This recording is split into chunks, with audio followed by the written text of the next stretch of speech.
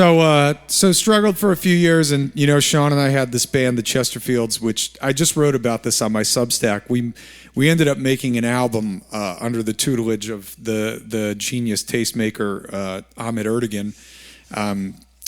Sadly, not with his label's financial support. That was a whole nother part of getting the thing done. But we did get the thing done, and that led to many years of being kind of lost in the New York City music scene. So fast forward to 2008, I'm 29 years old or so, and none of the different adventures since in the 9 years I'd been in New York had worked out. I've been down many roads, first with a band, then as a solo artist, and nothing was panning out. And the music industry in 2008, guys, I don't know if you remember, but 2008 is a horrible year, right?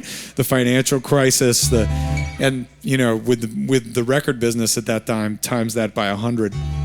So I was getting ready to go to NYU and study. And I got a call from Jay Collins, who played with me here last time. And I think I told some of this story. I got a call from Jay Collins to meet him on the Turnpike, and he was going to take me to sit in with the Allman Brothers Band. And he'd been, I'd known Jay for a while at this point, and he'd been telling me over and over, you should be the guitar player in the band, and I got to get you an audition. And I thought, okay, well, that'll happen in a way that makes sense. But it did not happen in a way that made sense.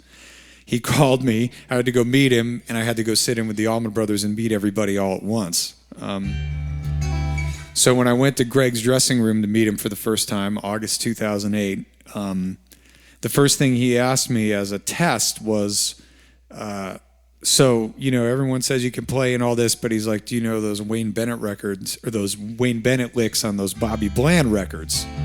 And that was when I was instantly super lucky for my upbringing that I'm telling you about, because yes, I had been yelled at to play the Wayne Bennett licks off the Bobby Bland records on Stormy Monday when I was a kid.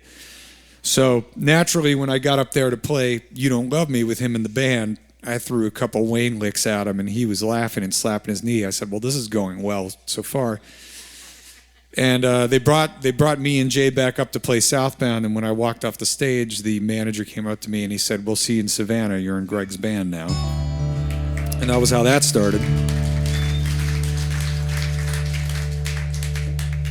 Of course, with Gregg, nothing was ever that simple. He ended up having to go into interferon treatment, and the tour was canceled, and I said, oh shit, is this really going to happen? And then I ended up playing. I think the first gig I played with him was on my birthday, December 28th, 2008. And we played in Long Island in one of those in the round places. But I'm going to kind of open up the Gregg Allman chapter with the song that I consider to be sort of his theme song.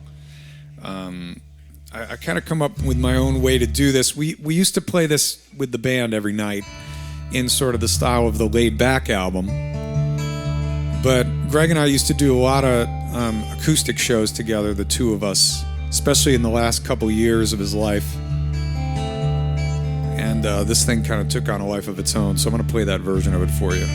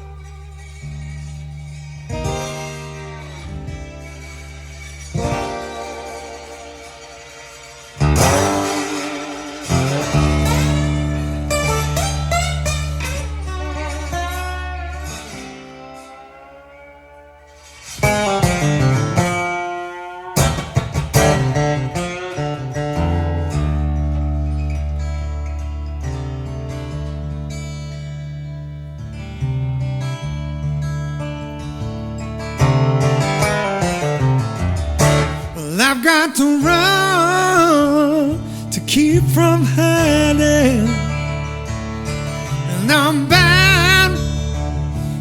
keep on riding. I got one more silver dollar.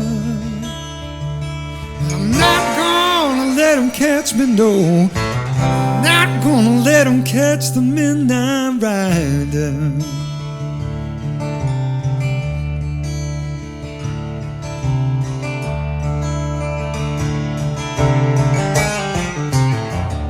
Well, I don't know the clothes I'm wearing, and the road goes on forever.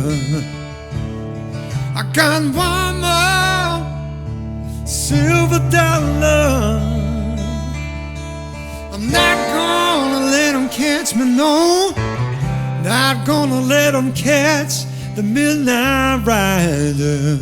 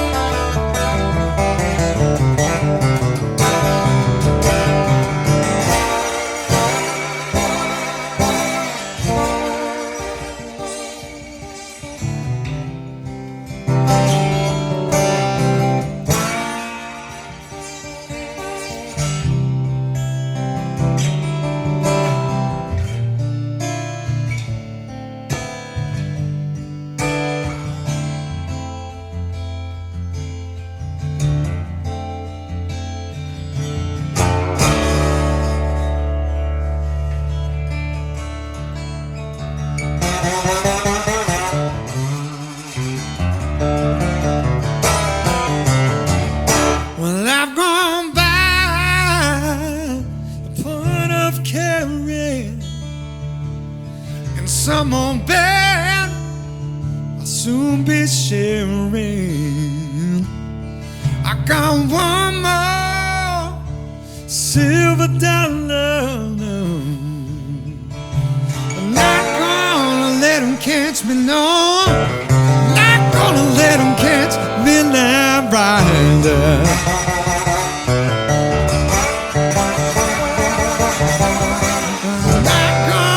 Let them catch me, no. Not gonna let them catch the midnight rider.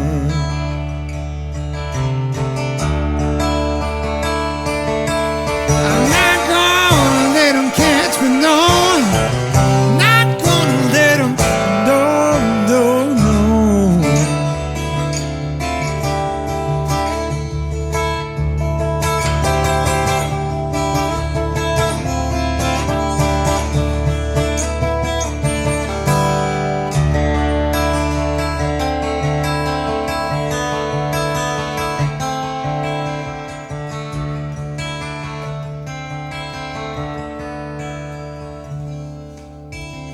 Na na na na na na na na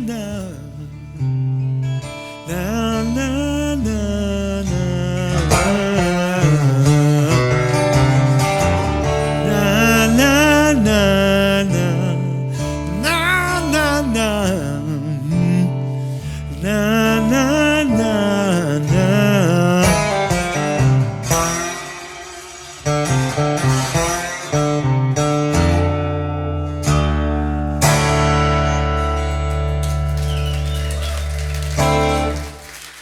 Thank you.